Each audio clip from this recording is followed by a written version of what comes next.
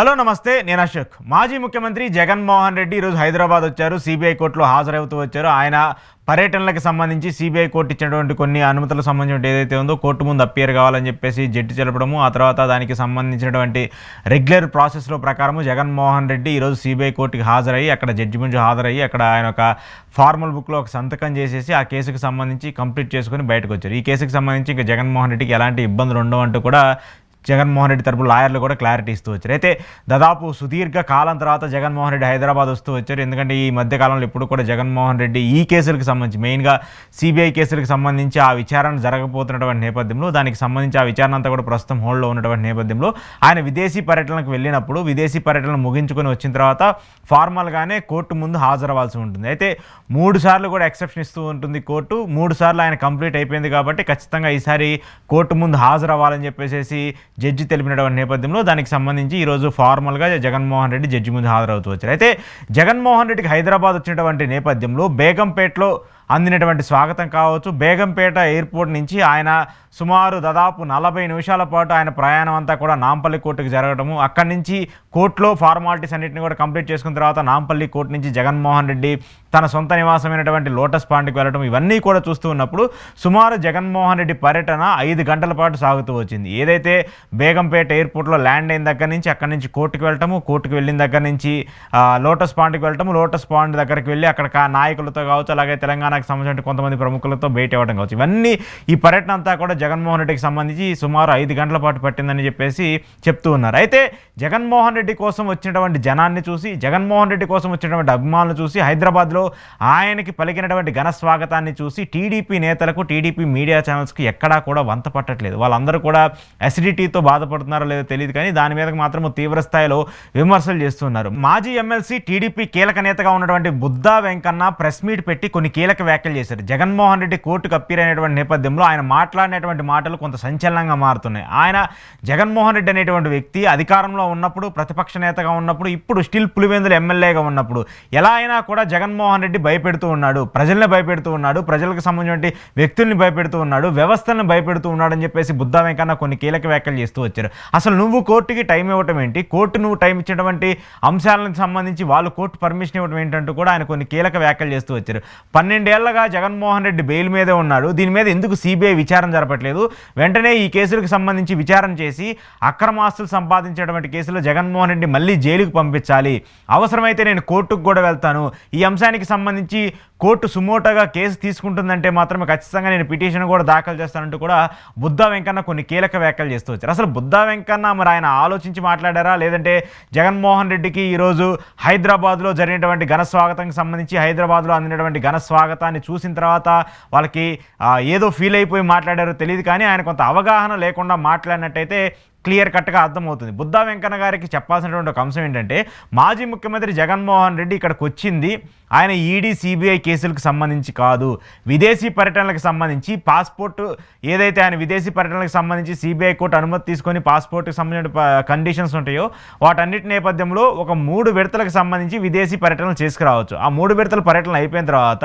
మళ్ళీ మీరు ఫార్మల్గా కోర్టుకు వచ్చి అప్పీర్ అయ్యి ఒక సంతకం చేసి నేను మళ్ళీ విదేశాలకు వెళ్ళి తిరిగి వచ్చానని చెప్పేసి ఒక నామినల్గా జడ్జి ముందు హాజరవ్వాల్సి ఉంటుంది. దానిలో భాగంగానే ఈరోజు జగన్మోహన్ రెడ్డి హాజరవుతూ వచ్చారు సిబిఐ కోర్టుకు సంబంధించి. ఏదైతే ఈరోజు హాజరైనటువంటి కేసు ఉందో ఈ కేసుకి జగన్మోహన్ రెడ్డి ఆస్తులకు సంబంధించిన కేసుకి ఎలాంటి సంబంధం లేదు. మరి బుద్దా వెంకన్న గారు ఇది తెలియకుండా మాట్లాడారో తెలిసి మాట్లాడారో అర్థం కాదు, లేదంటే ఆ జనాన్ని చూసి ఫ్రస్ట్రేషన్లో మాట్లాడారో తెలియదు, కానీ ఆయన అయితే కొంత సహనాన్ని లూజ్ అవుతూ వచ్చారు. దాంతోపాటు టీడీపీ మీడియా ఛానల్స్ కూడా గత 2 రోజుల నుంచి పెద్ద ఎత్తున ప్రచారం చేస్తూ వచ్చింది ఏంటంటే, జగన్మోహన్ రెడ్డి కోర్టుకు వెళ్ళబోతున్నాడు, ఇంకా ఈ కేసులకు సంబంధించి పూర్తి స్థాయిలో విచారణ చేస్తారు, మళ్ళీ ఆయన అరెస్ట్ చేస్తారు, అరెస్ట్ చేసిన తర్వాత జగన్మోహన్ రెడ్డికి జైల్లో పెట్టేస్తారు, 12 ఏళ్ల పాటు బెయిల్ మీద ఉన్నటువంటి జగన్మోహన్ రెడ్డి ఈసారి ఖచ్చితంగా జైలుకి వెళ్తారని చెప్పేసి టీడీపీ పత్రికల్లో, టీడీపీ సోషల్ మీడియాలో, టీడీపీ మీడియా ఛానల్స్లో పెద్ద ఎత్తున ప్రచారం చేసుకుంటూ వచ్చారు. మరి ఈరోజు అలాంటి అరెస్టులు ఏమైనా జరిగాయా? అరెస్ట్ చేసి జగన్మోహన్ రెడ్డిని అక్కడక్కడే కోర్టుకు రాగానే వెంటనే చేతులకి లాకప్లు వేసేసి తీసుకెళ్లేసి ఏమైనా జైల్లో పెట్టారా? లేదు కదా.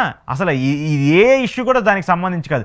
కానీ వాళ్ళు ప్రాపగండా, వాళ్ళ ప్రచారము, వాళ్ళ మీడియా చేసినటువంటి అటెన్షన్ అంతా కూడా ఒక నెగిటివ్ ఇంపాక్ట్ని క్రియేట్ చేసింది. వాళ్ళు జగన్మోహన్ రెడ్డి మీద ఏదో బురద వేయాలనో, జగన్మోహన్ రెడ్డికి సంబంధించి బద్నాం చేయాలని చెప్పేసి ప్రయత్నించడం నేపథ్యంలో ఆ బద్నాం అంతా కూడా వాళ్ళకి రివర్స్ అటాక్గా మారుతూ వచ్చింది. జగన్మోహన్ రెడ్డి సాఫీగా కోర్టుకు వెళ్ళాడు, సంతకం పెట్టాడు, మళ్ళీ బయటకు వచ్చాడు, మళ్ళీ రివర్స్ బేగంపేట సికింద్రాబాద్ ఎయిర్పోర్ట్కి చేరి ఆయన నివాసానికి వెళ్తూ ఉన్నాడు. మరి ఇదంతా కూడా క్లియర్ కట్గా జరిగినప్పుడు ఎందుకు మీకు ఇలాంటి ఇబ్బందికర పరిస్థితుల్ని లేనిపోని అంశాలని తీసుకొచ్చి సోషల్ మీడియాలో కావచ్చు, మీ మీడియా ఛానల్స్లో ప్రచారం చేస్తూ ఉన్నారు?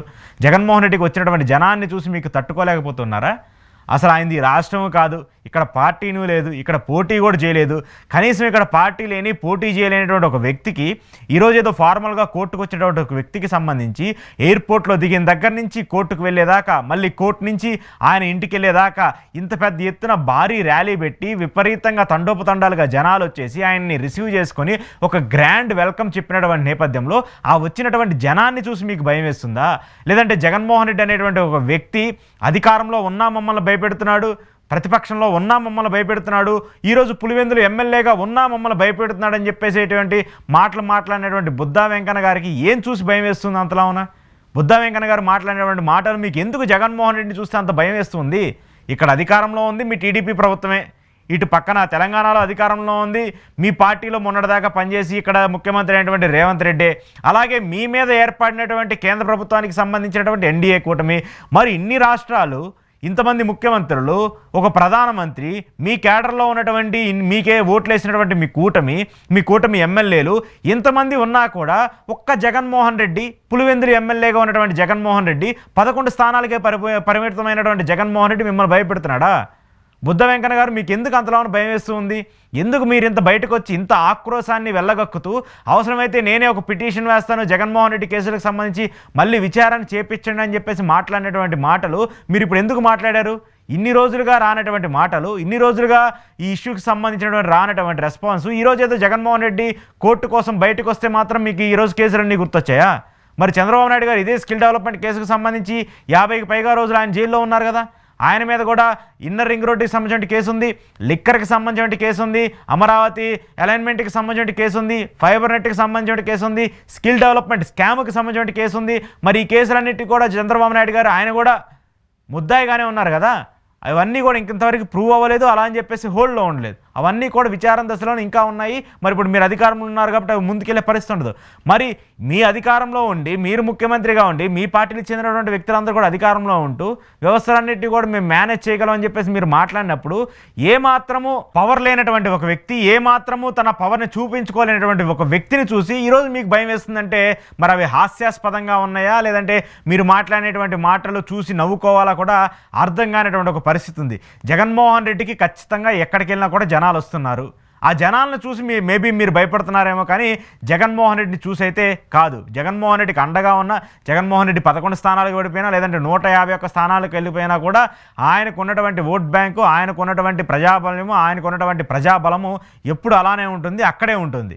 కానీ దాన్ని మీరు ఎక్స్ప్లోజ్ చేసుకోవడంలో, దాన్ని మీరు ఊహించుకోవడంలో మీరు ఫెయిల్ అవుతున్నారో తెలియదు. కానీ జగన్మోహన్ రెడ్డికి వచ్చినటువంటి జనాన్ని చూసినప్పుడు, జగన్మోహన్ రెడ్డికి వస్తున్నటువంటి ఆదరణ చూసినప్పుడు ఆయనకు ఒక క్లారిటీ ఉంది, ఆయన ఏం చేస్తున్నాడో కూడా క్లారిటీగా ఉంది. కాబట్టి ఈరోజు బుద్ధా వెంకన్న గారు కొంత ఆయన కంట్రోల్ లూజ్ అయ్యి మాట్లాడినట్టు అర్థమవుతుంది. జగన్మోహన్ రెడ్డికి వచ్చినటువంటి ఈ జనసంద్రోణాన్ని చూసిన తర్వాత మన రాష్ట్రం కూడా కాదు, మన రాష్ట్రానికి సంబంధించినటువంటి ఒక పార్టీకి సంబంధించిన ఒక వ్యక్తి, అసలు పులివెందులు ఎమ్మెల్యేగా ఉన్నటువంటి ఒక వ్యక్తికి సంబంధించి హైదరాబాద్లో ఈ మేర జనం రావటం ఏంటి, హైదరాబాద్ లాంటి ప్రాంతంలో ఈ మేర పబ్లిసిటీ ఉండటం ఏంటి, ఇంతమంది జనాలు తండోపతండాలుగా రావటం ఏంటి అనేటువంటి చూసిన తర్వాత టీడీపీ నేతలకి, టీడీపీ మీడియా ఛానల్స్కి, ఇలాంటి బుద్ధా వెంకన్న లాంటి వ్యక్తులు అందరికీ కూడా కొంత ఇబ్బందికర పరిస్థితులు కనిపిస్తూ ఉన్నాయి. వాళ్ళందరూ కూడా ఈ జనాన్ని చూసిన తర్వాత ఏంటి జగన్మోహన్ రెడ్డికి తెలంగాణలో కూడా ఇంత మేనియా ఉందా, జగన్మోహన్ రెడ్డికి తెలంగాణలో కూడా ఇంత క్రేజ్ ఉందా అని చెప్పేసి కొంత బాధపడుతున్నట్టు కూడా మనకు అర్థమవుతుంది. ఏదేమైనప్పటికీ కూడా బుద్ధా వెంకన్న గారు మాట్లాడినటువంటి మాటలు కూడా కొంత ఇబ్బందికర పరిస్థితిగా ఉన్నాయి. మరి ఆయన కావాలనుకుంటే కోర్టుకు వెళ్ళొచ్చు, కోర్టులో కేసు వేయచ్చు,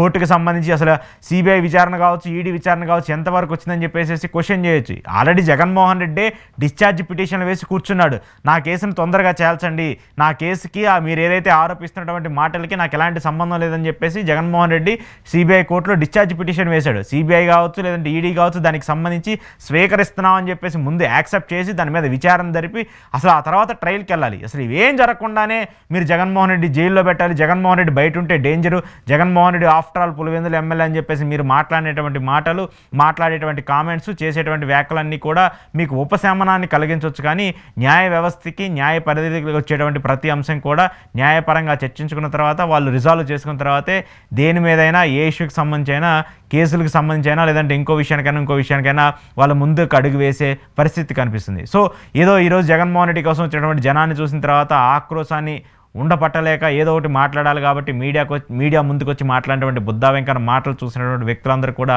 ఆయన ఫ్రస్ట్రేషన్లో మాట్లాడుతున్నారు అనుకుంటున్నారు. జగన్మోహన్ రెడ్డికి వచ్చినటువంటి క్రేజ్ చూసి ఆయన తట్టుకోలేకపోతున్నారు అనేటువంటి అంశానికి ఈరోజు వైసీపీ శ్రేణులు జగన్మోహన్ రెడ్డి అభిమానులందరూ కూడా వచ్చారు.